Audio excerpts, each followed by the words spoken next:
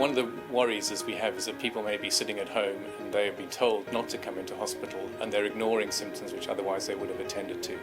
And we know that if we catch cancer early, in most cases, we have much better outcomes.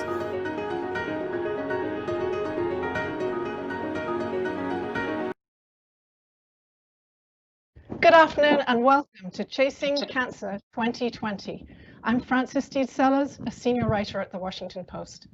My first guest today is Dr. Siddhartha Mukherjee. He's a renowned oncologist, he's a Pulitzer-prize winning author, and he's also serving on Governor Andrew Cuomo's commission to rebuild New York's economy in the wake of the pandemic. Welcome, Dr. Mukherjee. Thank you for having me. Delighted to have you. I'd like to start by asking you about the huge surge in cases we have across some of the parts of the country, in states in the South and Southwest particularly. What's going on there? Is America opening too quickly, too soon, too unscientifically? Well, I think, some aspects of the surge were expected. I think some of it is just the fact that once you let people interact, there will be infections. I do fear that we are opening without adequate masking and adequate protection. I'm extraordinarily worried that the messaging that we've tried so desperately to move into people's minds over the last 2 months has not fully penetrated.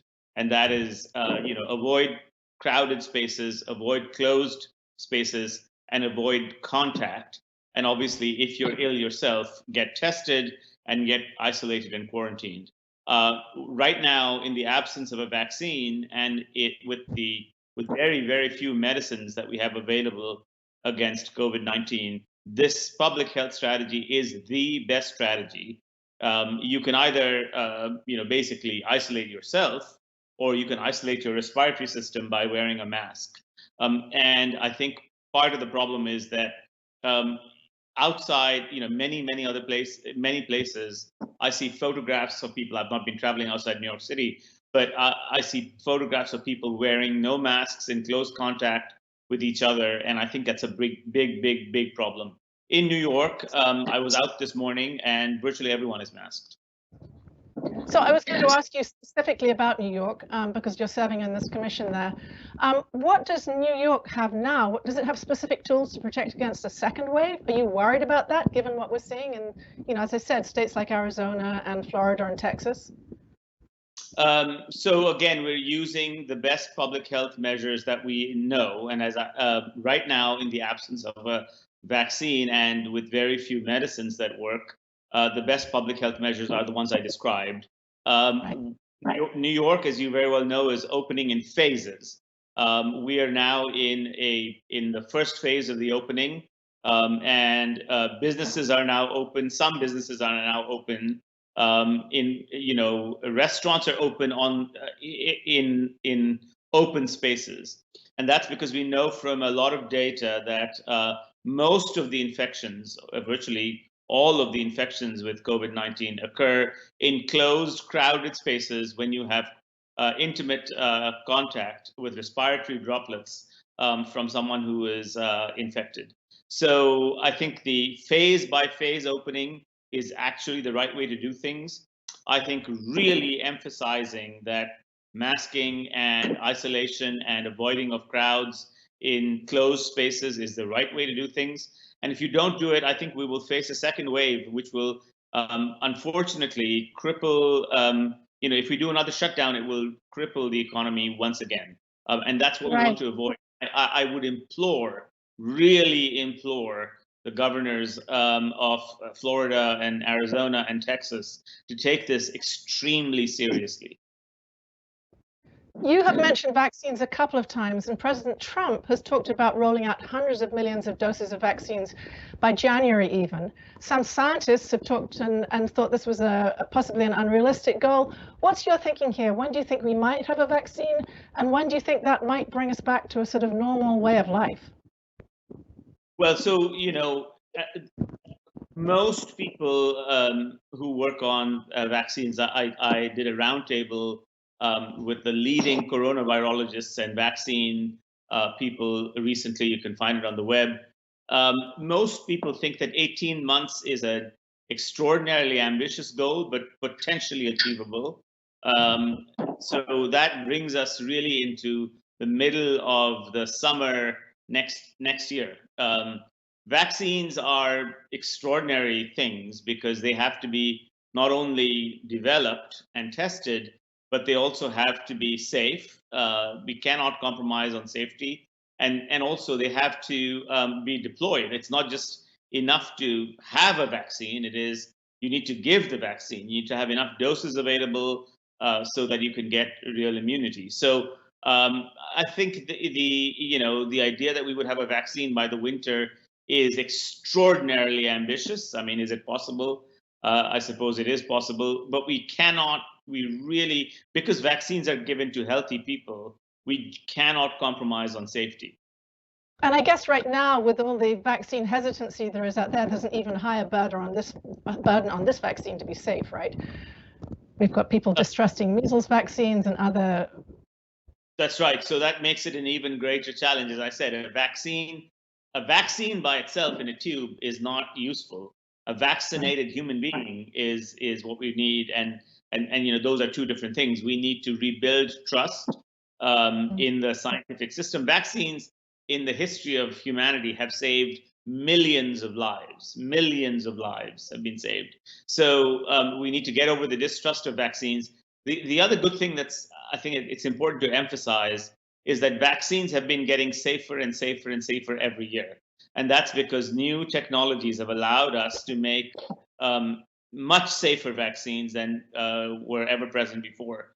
As you know, there's a lot of misinformation about vaccines, and that's because the vaccine technologies date back way, into the late 1800s and 1700s.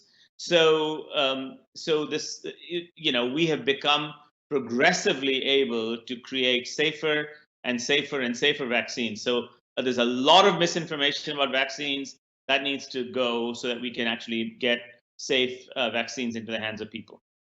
That brings me to an audience question. Sylvia Wolf in New York asks whether there will ever be a vaccine for cancer. Well, Sylvia, there is no such thing as cancer as a single disease. So it is a multiplicity of diseases, and therefore I would say that it's impossible to imagine a single vaccine for cancer. Now, let me give you some examples. There is a highly effective vaccine developed by scientists against one virus that causes cancer, the human papillomavirus that causes cervical cancer. And we know that vaccine, so the so-called HPV vaccine, is highly effective at reducing the risk of cervical cancer. But the idea that there would be a vaccine against all cancers, I think, is unlikely because every cancer is really a different disease. Right. So since the pandemic began, it's become increasingly hard for people to visit their doctors, to get screened, to have follow-up appointments. What's your greatest concern now when it comes to treating patients with cancer? Well, so we've tried, I think across the nation, we've tried to maintain schedules for chemotherapy and other life-saving treatments for cancer patients as much as we can. I think where we've seen a drop-off has been in cancer screening, and let me emphasize that colonoscopy and mammography are tested mechanisms of screening, and so people are afraid to go to the hospital, and we've seen a drop-off of people coming in for routine cancer screening, the catching cancer early is a very, very important part of the way we treat cancer. And so we just have to wait and see and encourage people to maintain their regular screenings, again, with the appropriate precautions that are required to go to the hospital.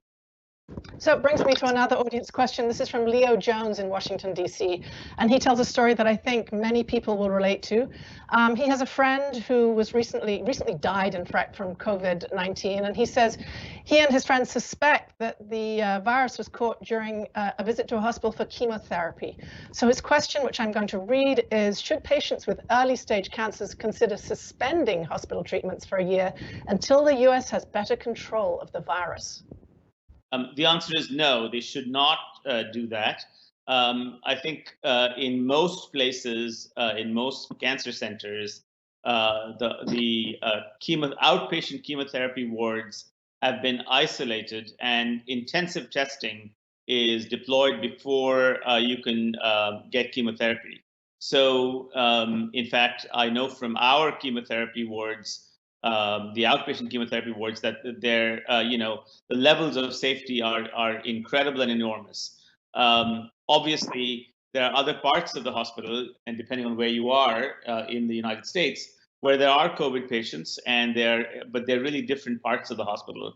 It's very, very unusual to have a outpatient chemotherapy suite, which is where most chemotherapy is applied, to be commingled in any way with a ward that has patients with COVID in it in the United States. So, treating cancer early and appropriately remains an incredibly important goal, and I would discourage people from delaying chemotherapy or surgical therapy or radiotherapy for early cancers because of worries about COVID. Are there forms of cancer treatment that can be done through telemedicine? Is that a transition that you are seeing? I've talked to various other doctors, including ER doctors, who've talked about telemedicine forming an ever more important role here. So I'd love to hear from you about cancer treatment.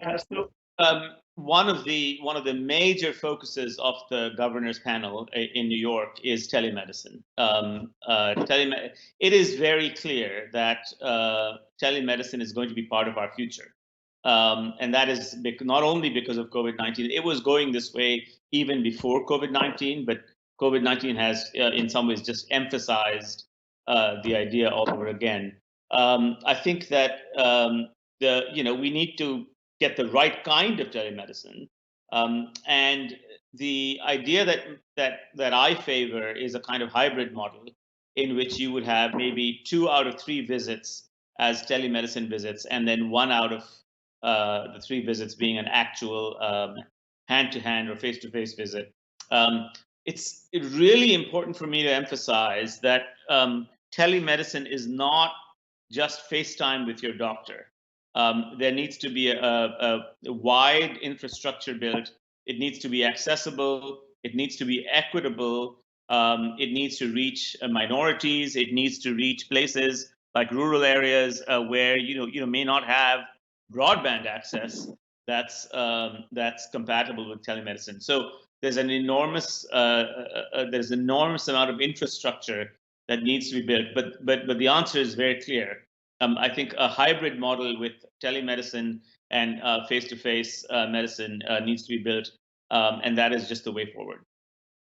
So let's step back just into the lab a little bit. We've been talking about treatment, but we have this huge focus right now on coronavirus and an enormous amount of research going into that. Is that going to hurt some of the innovations in cancer at this point, or are they being delayed? Do you see problems in that area, or can the two issues move ahead symbiotically?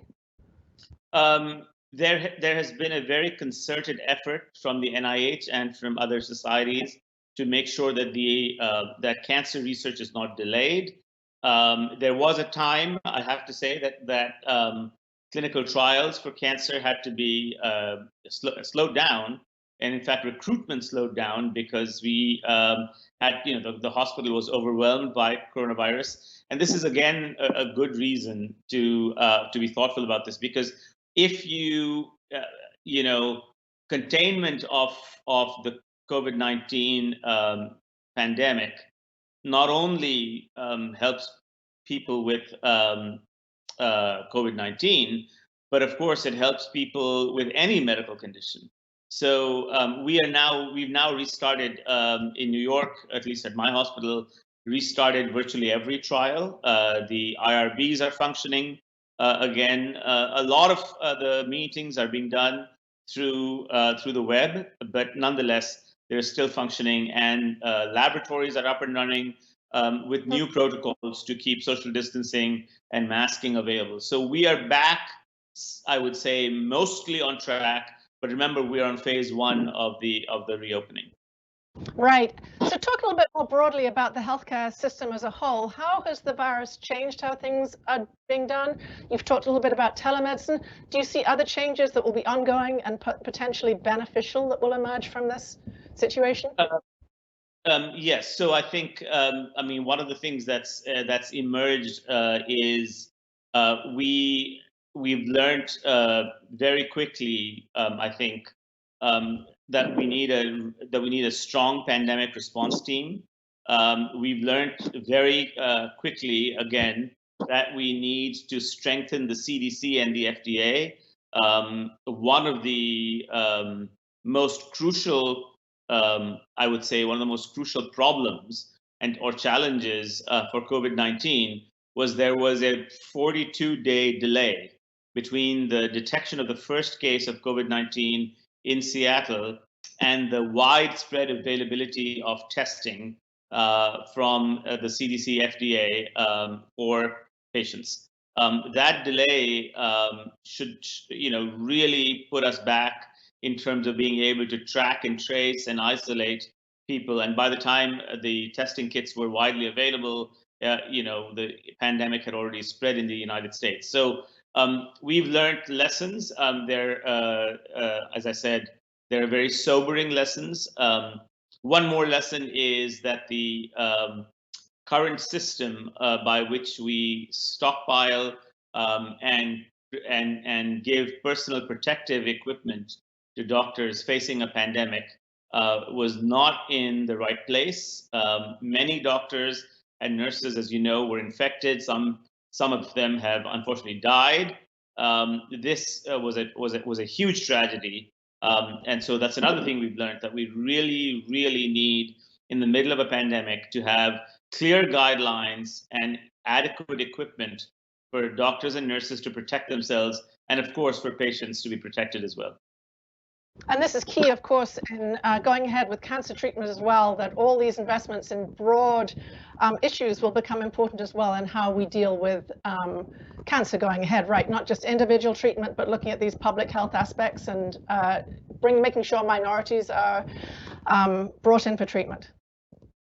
Absolutely. I mean, there has been an enormous effort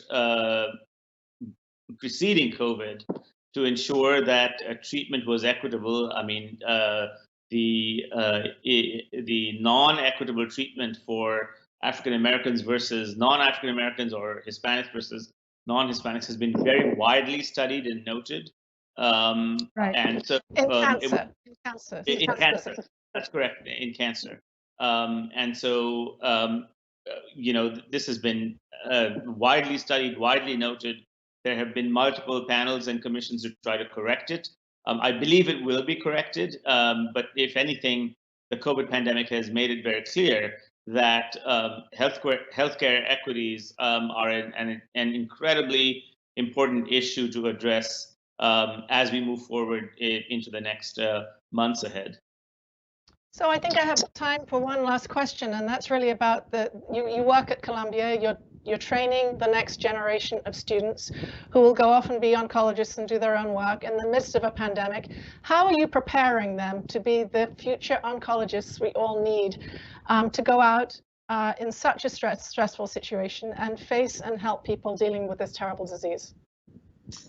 Well, I think it's reminding people. I mean, the COVID pandemic has reminded people that health is an incredibly important part of the infrastructure of the nation. Without health, you can't have a functioning economy. Without health care appropriately delivered, you can't have a functioning economy. You can't have a functioning populace. So, if anything, I've found that the students are more energized. They're giving more of their time. Many of them have volunteered in various capacities during the pandemic, which was a very encouraging sign. they're afraid, I think. But the one thing that's been very clear is that, if anything, the pandemic has convinced us that that without adequate healthcare and adequate distribution of healthcare, we can't function as an economy and we can't function as a nation. So there's Dr. been Mukherjee, thank you so much. I didn't mean to interrupt that last sentence, but thank you so much for joining us. That's a great note to finish on. We have a short video now and another segment, and then I'll be back with Dr. Otis Brawley. So please stay tuned after the next segment. Thank you. Thank you very much.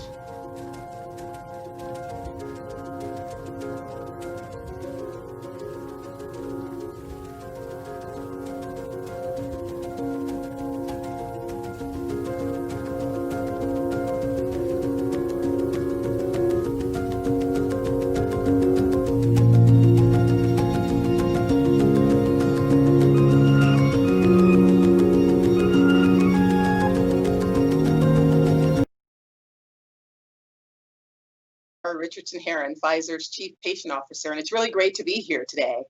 With me is Sue Peshin, the President and CEO of the Alliance for Aging Research. Now, Sue is here with me today to address one of the biggest blind spots in cancer, and that is age. While access to and delivery of quality cancer care is not a new issue, the conversation to date has largely excluded older people as a distinct and vulnerable population. But we all know that age is one of the greatest risk factors for developing cancer, and issues faced by older people are only further exacerbated by a person's race, socioeconomic status, and where they live. And as was just mentioned, study after study shows that older people are not receiving optimal care, as well as those of racial and ethnic backgrounds. And this has serious implications, ranging from a greater risk of experiencing decreased quality of life to dying prematurely from certain diseases. And then on top of this, the data clearly show that older African Americans are more likely to die of cancer than older white Americans. At this time when racism is at the center of our nation's conversation, change must come. Biases must end, and we must strive for the highest quality outcomes for all Americans, regardless of their race or their age. So, Sue, I just want to say thank you again for joining me today for this very important discussion. Let's jump right in. What are some of the reasons older people may not be receiving standard treatments? Thank you so much for having me, and that's a great question.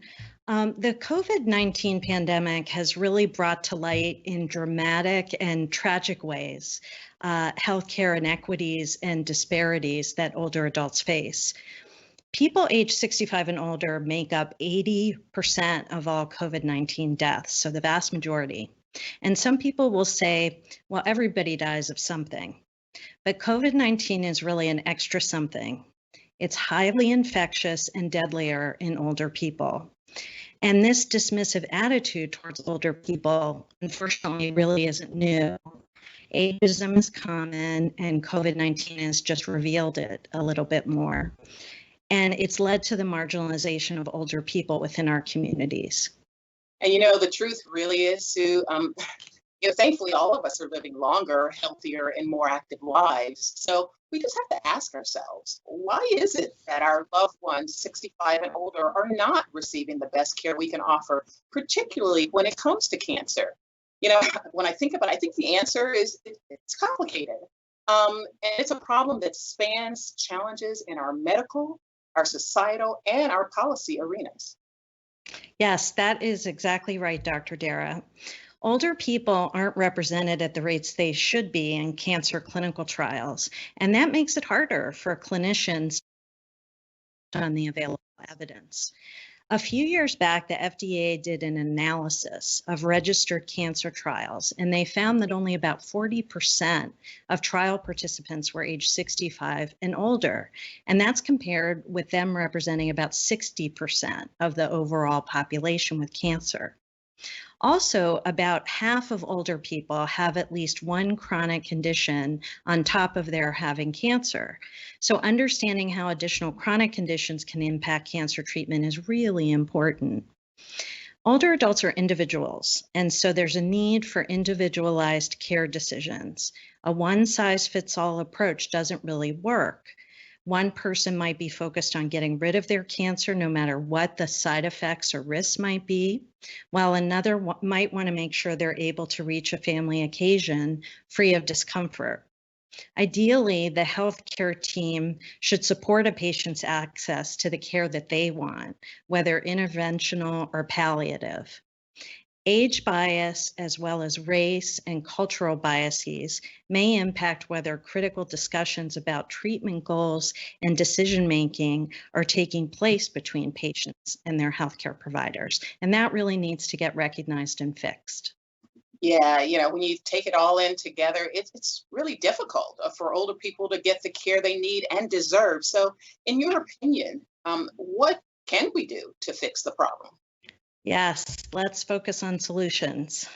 So first, we really need to increase the number of older people participating in clinical trials for all types of conditions that impact them, but also certainly for cancer.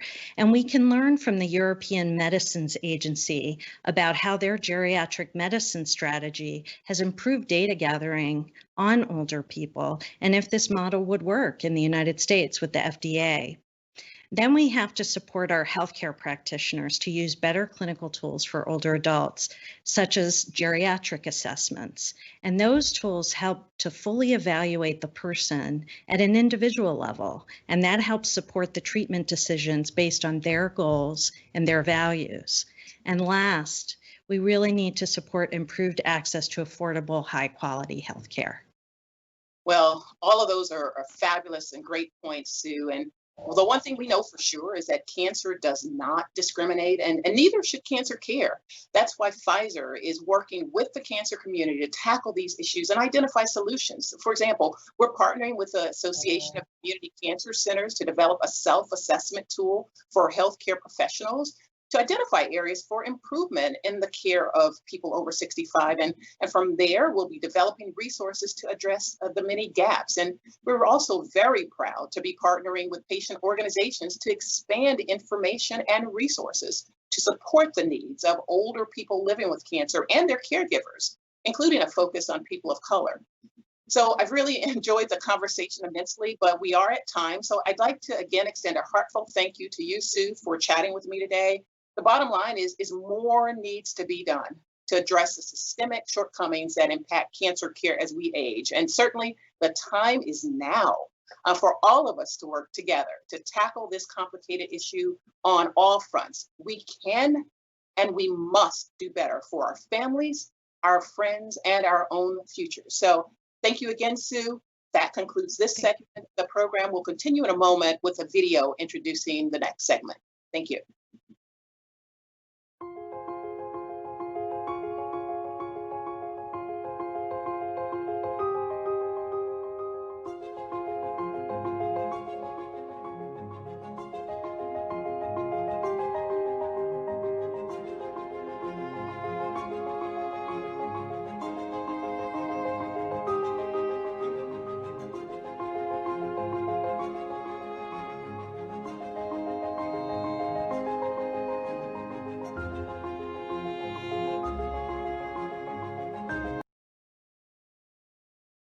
Good afternoon. If you're just joining us at Chasing Cancer 2020, I'm Frances Steed Sellers, a senior writer at the Washington Post. Joining me now is Dr. Otis Brawley. He is a former president of the American Cancer Society, and he's now a Bloomberg Distinguished Professor of Medicine at Johns Hopkins. He's here to talk to us in particular about disparities in healthcare. And Dr. Brawley, welcome. One of the things that's become very clear during this pandemic and at this watershed moment in terms of racial justice is how African Americans and other minorities have fared so badly in the COVID epidemic. Can you tell us what gaps this has revealed in the American healthcare system? Yes, thank you for having me. The COVID pandemic really exposed a gaping wound in American society. It's really based on socioeconomics. The people who could not shelter in place, the people who still had to go to work, were people who are of lower socioeconomic status. Many of those jobs are held by Blacks and Hispanics in many of our big cities. And those people were still exposed to the coronavirus. They couldn't shelter in place. Those folks also had many comorbid diseases that we see folks of lower socioeconomic status have in higher prevalence: diabetes, hypertension, cardiovascular disease. And this created the perfect storm for people who would get the disease. Their living environment, living in dense environments, allowed for increased spread. And once they had the disease, they had other illnesses that made outcome more likely to be not good. Do these same disparities exist in terms of prevention and treatment of cancer as well? These disparities are the problems that we've been dealing with in the area of health disparities and health equity. And they've really been defined for more than 50 years. Indeed, one of the things we're really surprised about was some people seem to be shocked that these disparities were happening in coronavirus. They have been happening in cancer, they've been happening in cardiovascular disease, they've been happening in a number of different diseases over the years. So that brings me to a question from Holly Anderson in Minnesota. And she asks, let me read the question, are systemic racism and health inequality linked? How do we ensure health equality for all people, regardless of race? Yes, they are definitely linked. Part of it is based on education. It's a number of different things.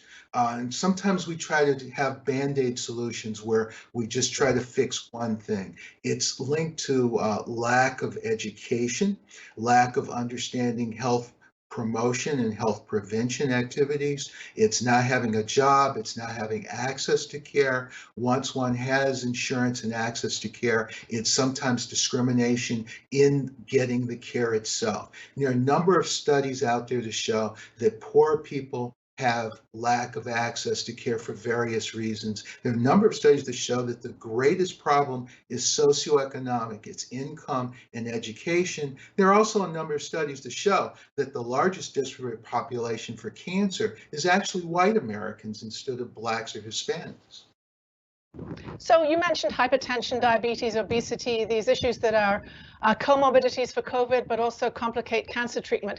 How do you see the healthcare system adjusting to trying to deal with these very fundamental issues, often that exist in the population before people ever see a doctor? Yeah, this is actually a long-term problem, and many of us believe that we need to focus more on preventing these diseases versus early detection and diagnosis once they happen. I'm not against early detection and diagnosis of the diseases, but there's not been enough emphasis in the United States on preventing them from starting to begin with. If you look at Europe, Western Europe, especially in Canada, they do a much better job in preventing these problems from ever happening.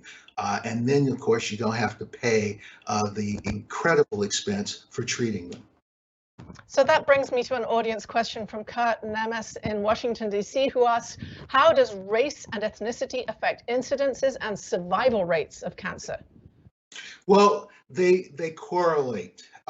People who are Black in the United States have a lower survival rate and a higher death rate is actually, in epidemiology, the more important factor to measure. The death rate for Blacks is higher in cancer, it's higher in cardiovascular disease, higher in diabetes. Certain Hispanic populations also have higher death rates in those diseases as well. And then the thing that we never talk about is poor whites, especially in Appalachia, the southern United States. They also have higher rates of death from these diseases.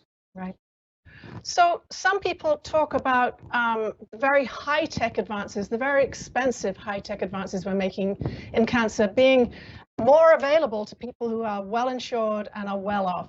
What can we do to make sure that cancer treatment is not reserved for the wealthy?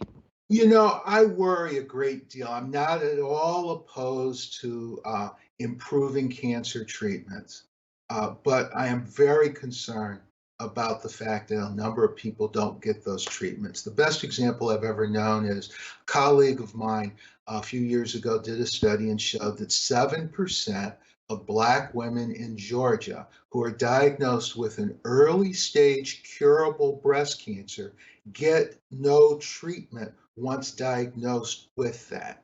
Now, that 7% get no surgery in the first 2 years of diagnosis, I should say.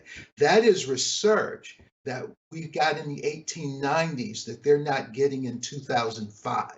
And so, I love the idea of new drugs and new treatments, but we have to make sure that everybody can enjoy those new drugs and new treatments. I just gave you an example of an old treatment that works that people aren't enjoying today.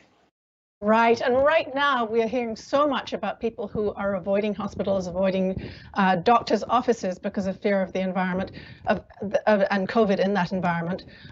Do you worry about late diagnosis of cancers? Do you even worry about a death toll to come because people have avoided early screening and early treatment? You know, we've actually been able to model that. And in March, April, and May, we really shut down clinical treatment of cancer. And we shut down screening for cancer. We are now concerned that in 2022, 2023, we're going to have a 2 to 3% increase in death rate from breast and colon cancer because of that shutdown. Interestingly, it's not as much the delay in screening, it's the delay in diagnosis and treatment that's going to end up costing us some additional lives, perhaps 10 to 15,000 additional cancer deaths in 2022 and 2023. We have about 600,000 a year in the United States, by the way. But it's the delay in treating that is causing the problem. You know, when we say women should be screened for breast cancer, we say every 1 to 2 years. If they put it off by 3 or 4 months, that's not going to make a big difference in our statistics. Now, if we continue delaying screening well into the summer and beyond, then we worry about screening. But right now, the problem is there's people who have a symptom and are afraid to go to the doctor and get diagnosed. There are people who've been diagnosed who are afraid to get treated. So age is a significant risk factor for cancer. Do we see disparities in terms of socioeconomic or racial disparities also in the older age group when it comes to cancer treatment and care? Well, all older people, when we say older, we're talking about people in their 70s and 80s. All older people have a challenge with cancer. Poor people have a greater challenge with cancer when they are old. What have we learned about the healthcare system and how it functions from COVID, and how will that help us treat cancer better in the future, or how may it help us?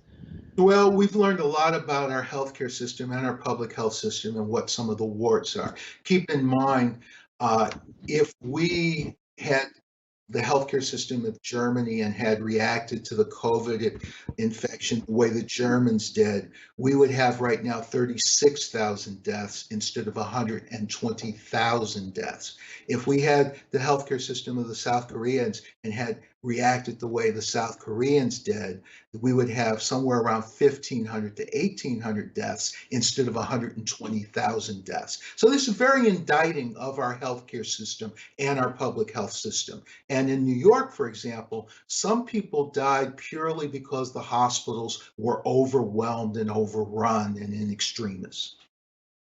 So when you're comparing those healthcare systems, you're talking about something closer to a socialized model. Of course, Britain as well is suffering. It has a socialized model and is suffering during this epidemic.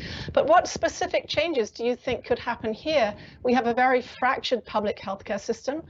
A lot of the risk factors you talked about earlier on for cancer get lost at that level. Where do you want to see investments in the future in this healthcare system to improve? When I talk about a healthcare system, I'm talking about an entire system from prevention through early detection and screening all the way into treatment.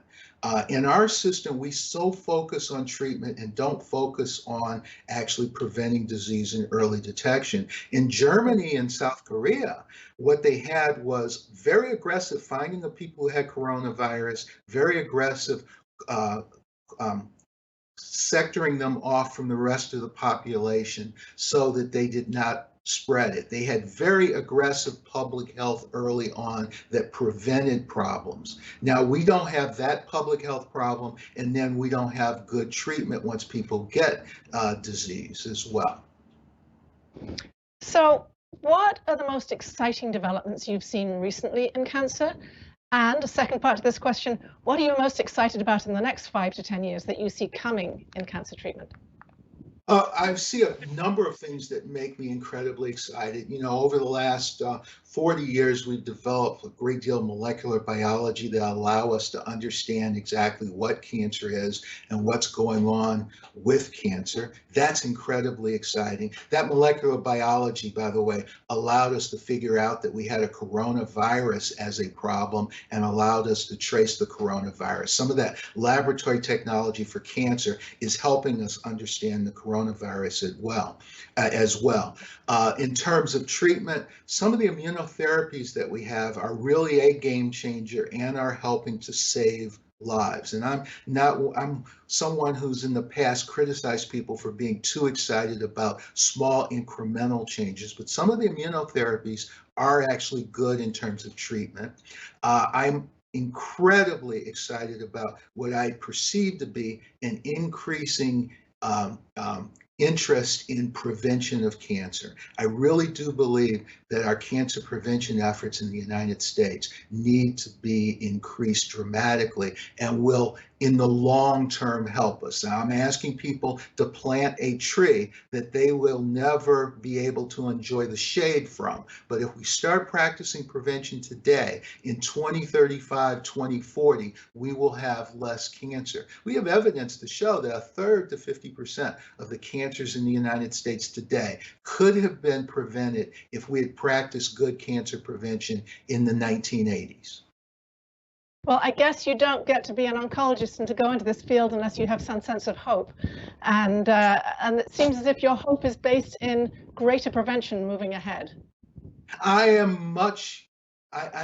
hope is based in prevention and based in the fact that I think people are now starting to appreciate it. But I also have hope for treatment. The immunotherapy work, some of the new technologies, even some of our chemotherapies. As we learn more about the molecular biology of cancer, we're actually designing drugs that are able to interfere with the molecular processes of cancer. So I'm excited about that too. But I think the big bang for the buck in the long term is going to be with prevention. Dr. Brawley, thank you so much for joining us today. It was fascinating, and I'm glad we could end on a positive note there with some ambition and optimism about what could lie ahead for us. Thank you very much for joining us. Thank you, Dr. Mukherjee, who joined us earlier this afternoon for a wonderful talk as well about cancer. We have lots more coming at Washington Post Live in the next few days, including an exclusive interview with House Speaker Nancy Pelosi, and also an interview with Arianna Huffington, the CEO of Global Thrive. You can find all the details at WashingtonPostLive.com. That's WashingtonPostLive.com. Please stay tuned. I'm Frances D. Salz, and thank you for joining us today.